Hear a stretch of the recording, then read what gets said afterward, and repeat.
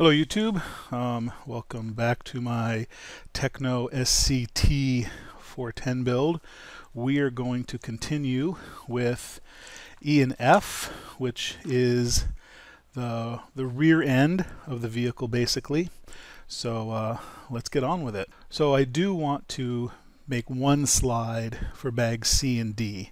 As I've said before, I'm only going to highlight steps that I think are confusing or need more clarification, or I did them slightly differently than what the manual stated, or as part of my team build. So steps C2 and D2, that's putting together the gearboxes, front and rear gearboxes. They call for grease to be applied here. I think it's probably black grease or the blue. Well, it's got a blue dot, so I guess that's a blue grease. I'm not using any of the included greases or oils that come in this kit.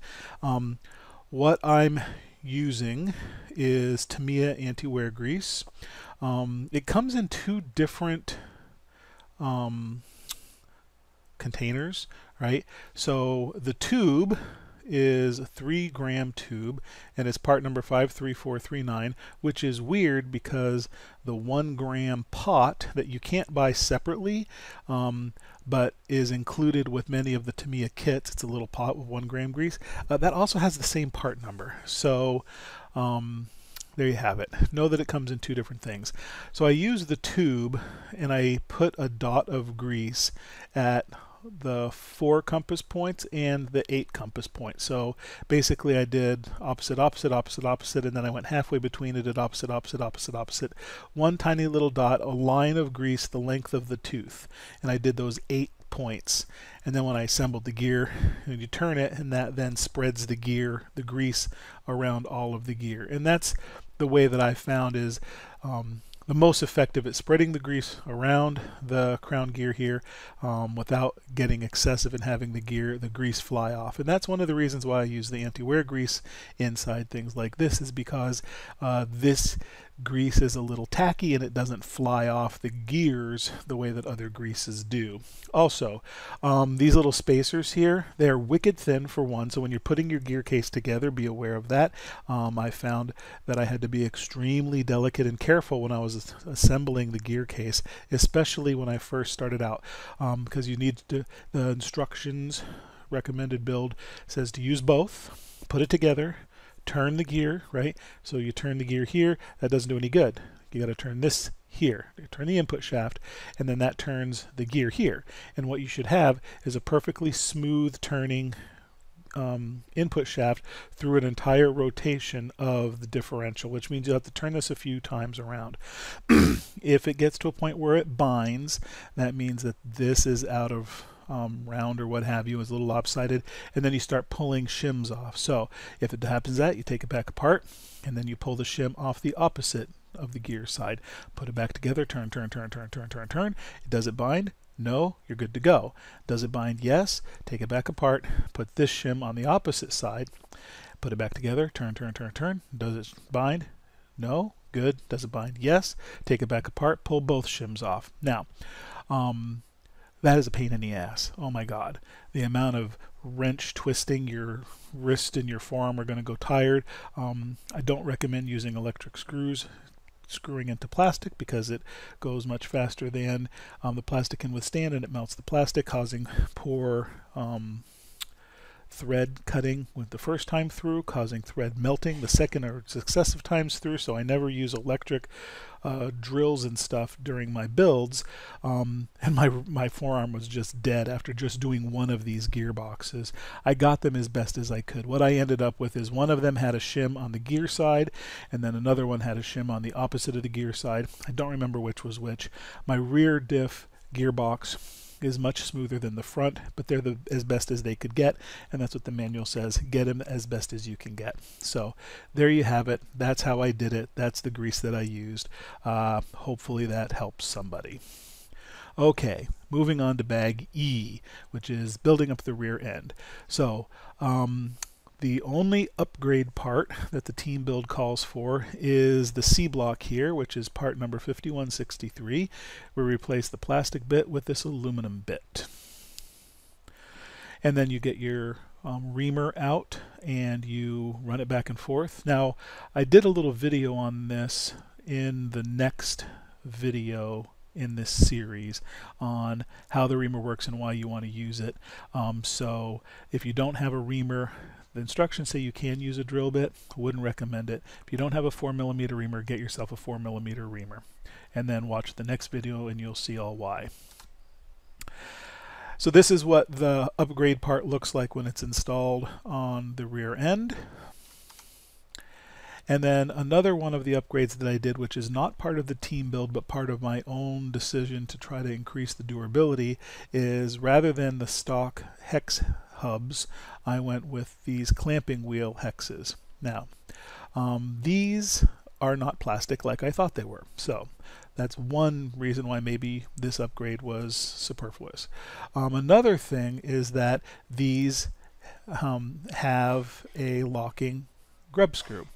So another reason why maybe these are superfluous. Now, these are beefier, right? There's more metal to them than there is here. Also, these come with this shim spacer, which goes between, oops, hold on. Let me back up a little bit.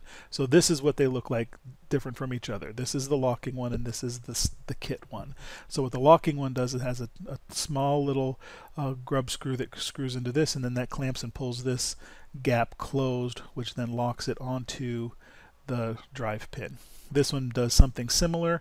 It has a drive pin here, and there is a grub screw that goes into here, and it locks the hex hub onto the wheel axle. So maybe that's enough to warrant an upgrade for you. It would be for me. I wouldn't want anything grinding against that wheel axle. But this isn't going to fall off, and this isn't made of plastic, which were the two reasons why I went ahead and did the upgrade. If I knew then what I know now, I still would do this upgrade. Okay, so building up the CV joints. This is another place where I use the anti-wear grease, right? It calls to add grease here. I'm guessing that it's probably the black grease. I can take a quick look while I'm in here.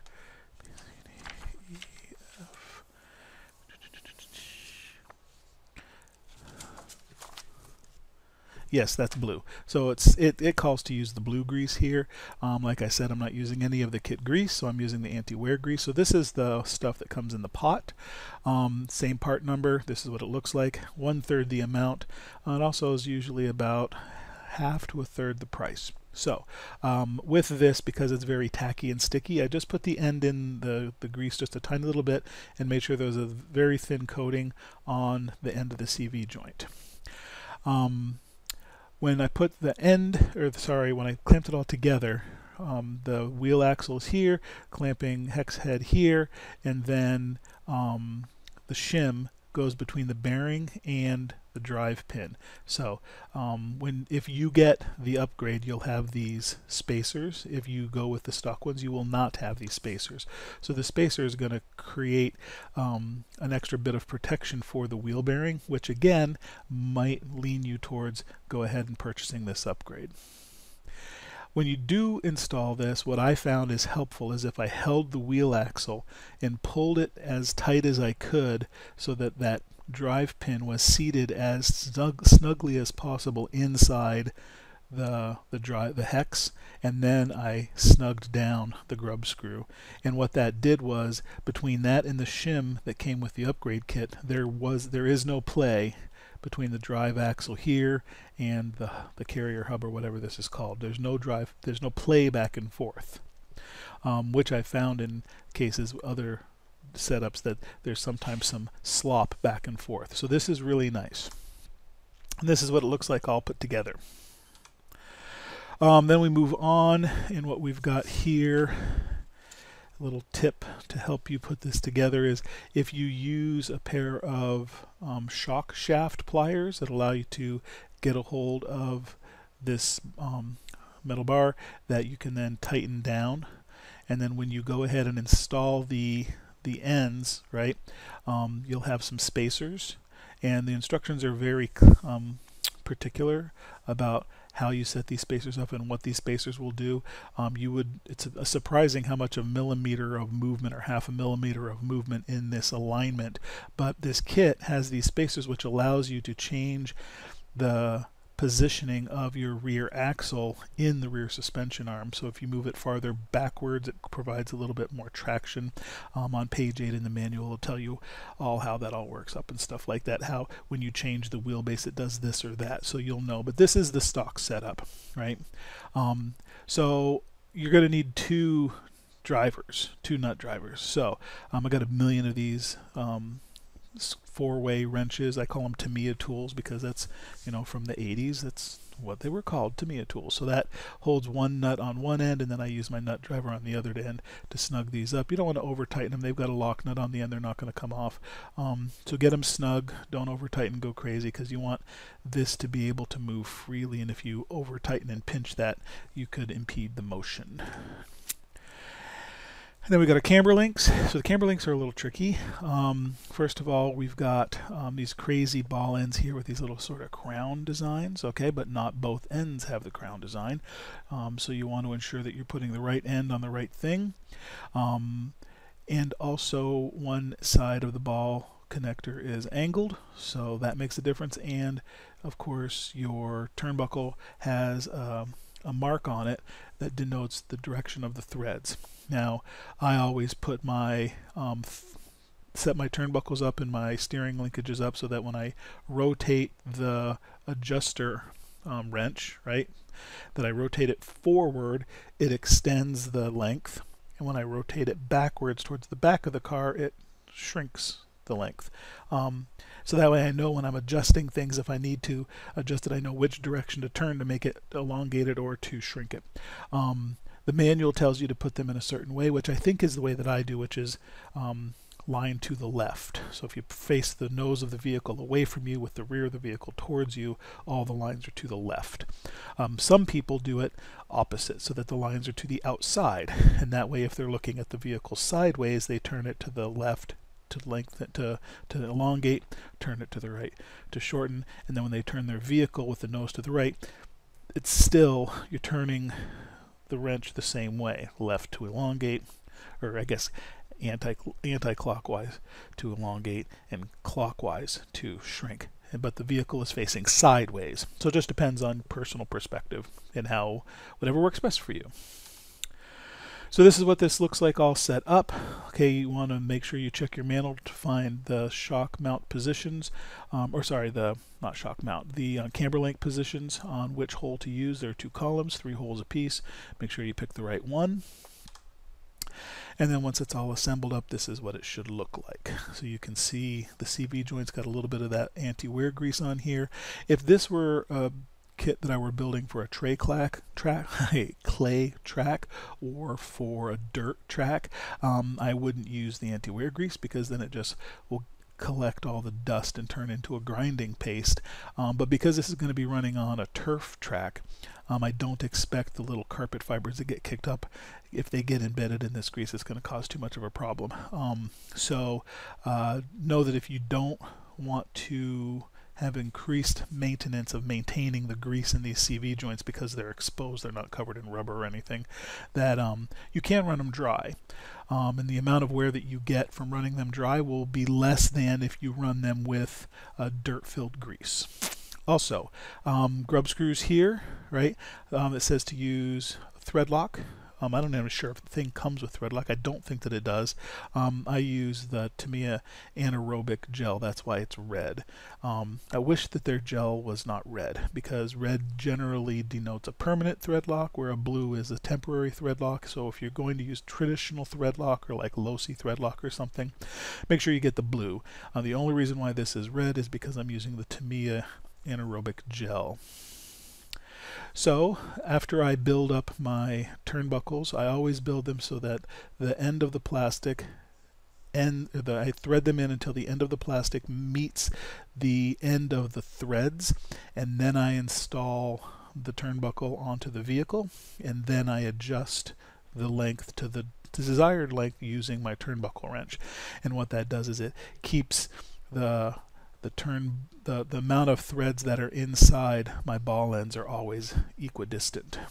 So this is what it started out as using that method, and then this is where I ended up at. It was supposed to be at 25.5, so I'm like 0.06 off, but these are a little bendy, and so I couldn't get it any closer than 0.07, 0.06. So I said 25.44 is good enough for government work. So taking a step back in the manual, right, and back in step E, they have you put the rear block on and then run these long threads through and then put the bottom part of the rear bumper on. Okay, so I did that following the instructions, and then I got to this part of step F where they have you install the rest of the rear bumper. This is a brace with a little bit of shock absorber, I guess, or something, so you've got a good mount, but it has some give to it. That's what this little circular bit is. So you have to screw that into your shock upright here and in the ends here, and you're good to go. That all sounds wonderful, right? Until you realize that unless you have an extra long shank nut driver, you're never going to reach it. This is all the way in, and no matter whatever way I moved this, you know, I bent this up, no matter what I did, I could not reach the nut with my hex driver.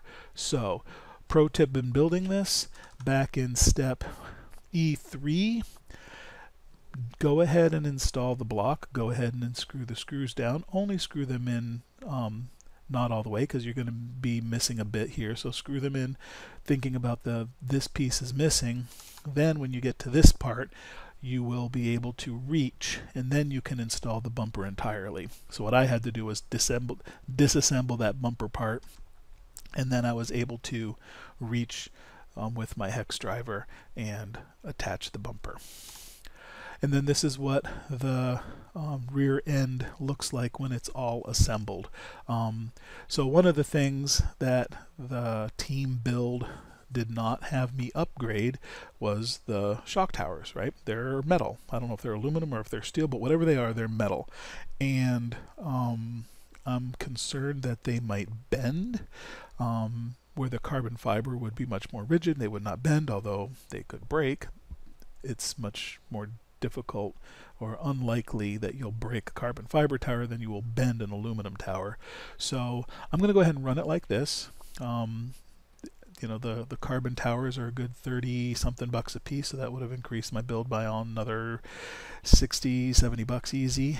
So we're going to go ahead and run the stock towers as that's what the team build says to do. And then we'll see how well it handles the abuse that it's going to invariably get because I'm a crappy driver. So that's the end of bag F.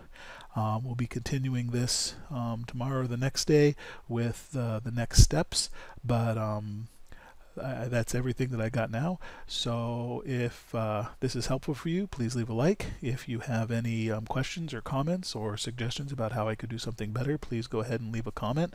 I try to reply to as many of the comments as seems like they warrant a response, so I'll try to get to those as I see them, and I appreciate that you watched.